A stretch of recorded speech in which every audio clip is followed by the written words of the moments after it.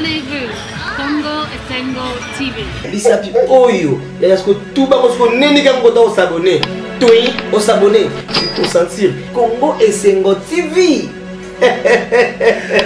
Sans s'abonner, tu vas tout cambaler.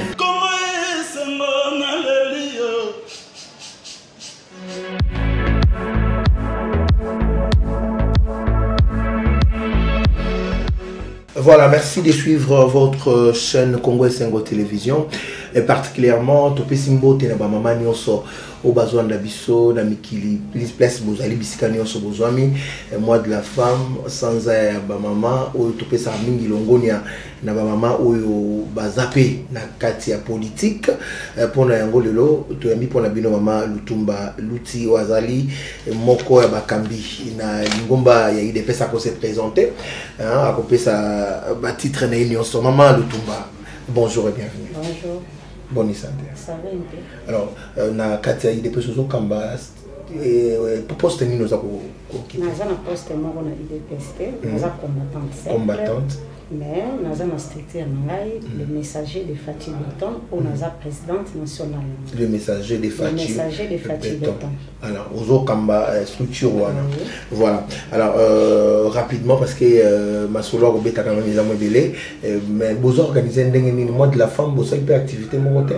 Bon, mois de la femme biso to sala ki le 7 mars. To sala ki na Lukunga. Ba o ba messager Fatih Beton ya Lukunga ba yamba ki présidente nationale na bango. En tout cas il est kaki kitoko biso nyonso ba mama MFB to fita ki kitoko le 8 mars. Fatih Beton me ba lui Fatih zoko kate hein. Fatih zoko kate eza solo to alukuta. Fatih Beton zoko kate na ndenge. Ma population zo le lanzala.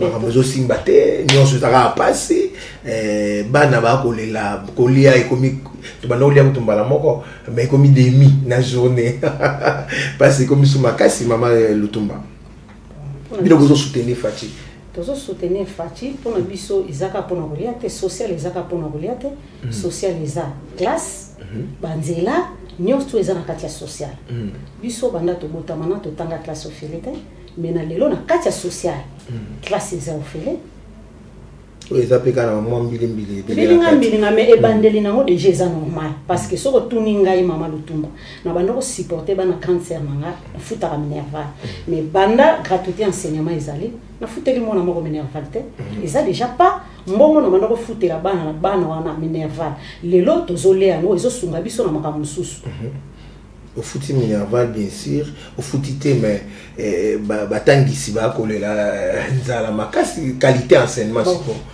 kotangisa na par rapport au bateau baleki na biso eza différent lelo ba maître ba ndoko zo salaire combien il y a 40 000 mais lelo ba komi na ba 300 000 quand même eza pas au Fatih Beton sali photo ndima o ya sali ba réalité o ya sali na 2 ans bino mo bomoni 2 ans au Fatih azalaki na pouvoir ndenge nini ba koka jambe FCC tchelaki mais na 2 ans wana asali pe ya kokoka na bilan ya 2 ans bilan ni okopesa la Fatih na 2 ans o tchelaka bana poto ba kolanda biso bilan ni okopesa na Fatih Beton na 2 ans o tchelika parce que apparemment 2 ans o mo boulot biso pour 2 ans to moni ngo ça va par rapport au 18 ans ya Kabila. Oui, par rapport à 18 ans ya Kabila. Mais oui, 18 ans gratuité enseignement ezalate papa. Ton dit ma quand même au Fatih sali quand même ba koka jambe au FCC et puis gouvernement o yo utro leka o ya FCC cash. Biso IDPS to zaki na combien de pourcents na katia ya gouvernement 35%. Bon juger biso na 35%. Coalition te. Mais coalition kasi yango bila ya 2 ans ils a partagé FCC cash. Ezaka IDPS te na 35% na IDP sazaki na combien? Pourquoi bino bozo lingaka 2 ans na bochango na Fatih? Kasi bilan moko bilan na biso ya 2 ans na lobby président Félix Asali o ya sali.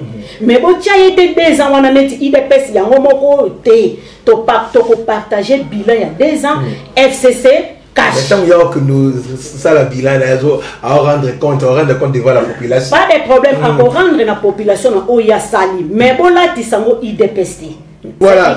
Alors, élection 2023, élection aux alatés, bande comme ça, on a quatre lingomba, y a bateau aux soutenir, on a balogi, token et recensement, y a boîte token et ma ponami, coton de refaire la vie. Non, non, non, non, non. Il faut tout dépolitiser, non, c'est ni, tout ni ma réforme, et ça, là, si ma, token ma ponami malam. Bon, bana, il y a MFB, les messagers de Fatih Béton, balogi, avant tout au Kenya na l'élection, président Félix a payé sa carte d'identité. Nenge na zabo banana botama na simba carte d'identité. To yebi amuté. Élection oui. Mais to Kenya no ba payé sa carte d'identité. Nathan nini na 2 ans. Nathan wana kaka ya 2 ans wana. Baza capable. L'État a la capacité de 5 ans pour tout ça le recensement malade. Volonté zali même zinane tokoki ko identifier ba congolais. Pourquoi tu as une élection au Nenge Kate? Biso loba ki IDPS ndem toko organiser ba élection ya bien. O eza mandat ya IDPS. Toko kena ba élection te po o ya lobby toko kena mandat appelle le peuple d'abord. Le peuple d'abord. Mais oui IDPS mta na pouvoir. Le peuple d'abord toko kena élection. To boya ngote. Mais mon ami. Tozo bange lokote po to banga nani. Même lobby élection. Alors, de 9h à 12h, bah pesi biso ba carte d'identité. Après 12h à 18h token élection. Toi d'accord? Donc vous conditionner conditionner tes maisons na mibe ko mboka to eza na mibe ko mboka pe lobby 2023 élection faut ça. Mais biso pe to boité 2023 élection et ça. To ça on a 3 ans. Ba calculer ba temps na bango. L'état calculer après sa biso ba carte d'identité. Ba identifier ba congolais. To yeba nani a congolais, nani za congolais té. Et ça problème té, il dépend sa boye élection té, ton dimi élection. Mais peuple congolais lobby avant qu'il y ait une élection, ba identifier ba congolais. Où est le problème?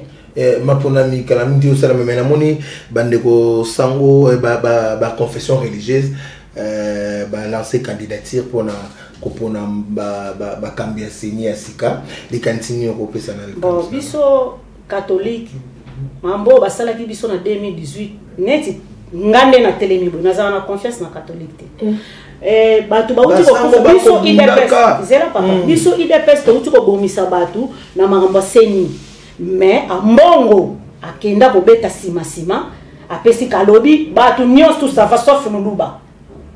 Mais oui. Il y a papa Molimo. Il y a la mafia na ye. Nazo finga bango te kota ngolongo e komi wo ba finga ki bato IDPS nga na loba tant que les messagers de Fatih Béton non que l'IDPS. OK. Na lobi boy ambongo akende ki sima ba ke ko beta mafia na bango to ba l'excellent candidat. Soko lokola le kakite abalu ki bato bakufa ki. Biso to landa catholique to ebi bien catholique comment na ngola muka. Tikalika basa la parti politique. Mais oui. Pour nini bino ba sango bazaka na couleur politique té. Bon. Soto lobby boye ba sango bazana couleur politique té. Est-ce que pour le moment faut to lobby l'élection? To tikali na 3 ans. Ba petit ka mais na sonnette d'alarme té pour ba la musa bino ko ba ke. Té biso za na biso ko lamuka. Biso to za ko lamuka yete mta olamsa biso. To za na biso ko lamuka avant da kimia. Atala nenge biso to kende. To après. Toza ya ko bonga wana ba élection mais to conditionnango tozo ba carte d'identité. Ils a problème té. Oui. 2023 to kota la pe to ko 2023 biso za toza cirque président Félix akolika. Biso ezo bamsa. Ko to moniter liboso na enani. Oui. Voilà maman Lutumba essaie biso esengo mingi mais avant to silisana yo ba maman il y a regroupement aux Okamba un message na ba maman ni surtout basho ba ko la mokanga na tongo ko kena ko luka mwa lipa po ba bana na bango balia basi ba koma ko sunga mabota basho na bazo souffrir un message pour na basi ni surtout ya Congo pe ba bazali banda Congo.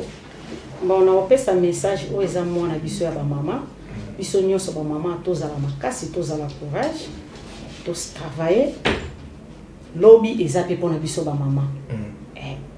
Donc to telema to lembate to sunga mibali na biso parce que moi si nyonso fois se battre parce que le lot aux en parité moi si peu mobali yo pe le lot j'allais na mabunda zala ki président assemblée nationale lobby pe koza la maman mususu na mususu donc c'est un peu ça to simba na makasi to kende liboso to continuer surtout na lo bana ba messager à Fatih Béton ba maman na bon mais ma message à Fatih Béton par-ci par là ya côté ya kaka Fatih Béton valme mam kon semaine to bande robini bon si blocage blocage ezalaki il y a partage il y a et l'autre côté blocage mon côté ezalaki place à venir réunion ça cause mon nom eza nango bien o akoya pona koya kosunga tokende liboso ça va mais o akoya poya ko tchafi biloko na mike akuta na biso ba message ya Fatibe so gouvernement de union ça grande épandanateur.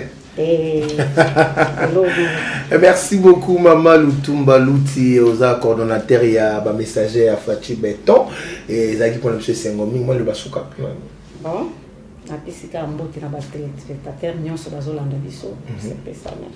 Voilà, merci beaucoup maman, c'était justement pour honorer la femme moi de la femme, on est à la femme tout le monde maman et je sais que ça pour basimi que bakoti na politique ba ko sala politique ko soutenir mokonzi mboka ndenge maman Lutumba Ochoroba et ça malom en tout cas merci d'avoir répondu à notre invitation. Voilà. Alors nous allons terminer déjà, on va terminer nous disons merci à tous ceux qui sont en train de nous soutenir, mais n'oubliez pas de vous abonner. Mon ingonga moïsa nation na fina mokaka okomi abonné ya Congo Esengo Télévision. Merci beaucoup na Pichou Mansia Motomoro ya bien l'ingénieur intelligent. Salutations à l'homme géant Ridi Bondeke, je salue Rigo Kolobilanga en France. Bienvenue Mangwata. Bienvenue Mangwata, salutations à toi, Motomoko ya bien. Je salue aussi Bandekono Sobakomela Abiso. Vous continuez à soutenir chaîne Oyo. Vous tala quand vous partagez la vidéo et aussi la biso plaisir. À tout le monde qui m'a kimia à ma botte à la